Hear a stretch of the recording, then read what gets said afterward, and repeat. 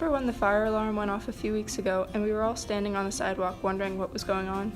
You would think that in potentially dangerous situations, the safety of friends, teachers, and faculty would be at the top of students' priorities.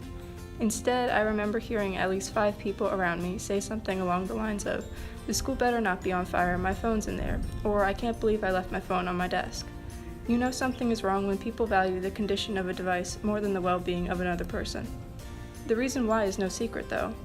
It's commonly said that a person can access their entire lives on their phone, which is understandable. Through a cell phone, you can find finances, navigation, photography, audio and video recording, food service, education, email, news, books, keep track of fitness, manage a business, and obviously stay in touch with other people through talking, texting, and a surplus of media and networking apps. And people do exactly that, plus a lot more. Studies have found that the average American spends 4.7 hours each day on their phone. Alone, that may not sound like much, but considering that you're only awake for about 15 hours, that translates to roughly 1/3 of the day spent on your phone. This issue isn't limited exclusively to the USA. Thailand and Malaysia are close behind at 4.2 hours and 3.3 hours per day, respectively.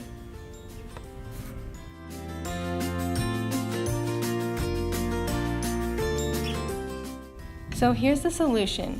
Every phone is pre-programmed to monitor the person's usage and will release an electric shock when the user reaches the 30-minute limit in a day. And I don't just mean a little zap, I mean getting electrocuted by a 50,000-volt taser. But don't panic, it won't cause death. However, there's a very high possibility that the person may become unconscious and even drool uncontrollably. Also, their hair will be so sizzled that no hair straightener in the entire world will ever make their hair straight again. The person will still have to carry on with their life like nothing ever happened. That means going to school or work the next day. Yikes! Everyone will know what happened, so please save yourself the embarrassment.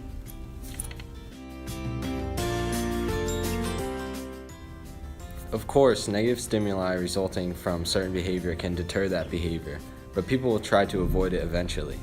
They can set timers and purposely not use the phone at the time of the tase. In that case, we should set up a self-destruct following the tase. If a person overuses their phone to the point where it reaches 5 hours total in a day, the phone will self-destruct, completely destroying it.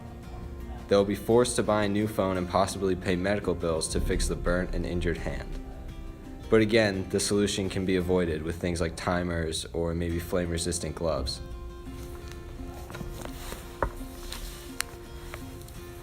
So we should then go by the 3 strikes and you're out rule. If a person has his or her phone self-destructed 3 times, they should have no chance for a new phone, but that's definitely not all. First, we should wait for the hands to fully recover from the last self-destruct. Then, bring him or her to a private room and prevent them from ever touching a phone again. Literally. Begin by breaking all the bones of the person from their finger all the way up to their elbow with a baseball bat until the bone is complete powder. Then, with a beautiful, shiny, and dull-ended butter knife, begin sawing just beneath the elbow until the limb is fully severed. Make the person watch this by having people hold their eyes open and make sure they are watching.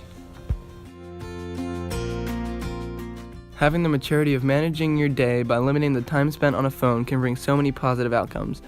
Yes, phones are an amazing tool used for furthering education, instant communication, research, etc. But do we really spend our time on our phones doing that? People waste more time scrolling through Instagram, Facebook, and Twitter rather than creating innovative ideas and forming stronger friendships and relationships with others. It has become a norm to create a false image on social media about who you are, when in reality what matters most is your life without a filter. So how can we fix this? Well, by bringing awareness to it. Try restricting phones on the dinner table, having the maturity of ignoring your phone while talking to others, and knowing that maybe it's not the end of the world when students aren't allowed to use their phones during study halls. Balance and moderations are important. Disconnect from your phone to connect with others. It's time for a digital detox.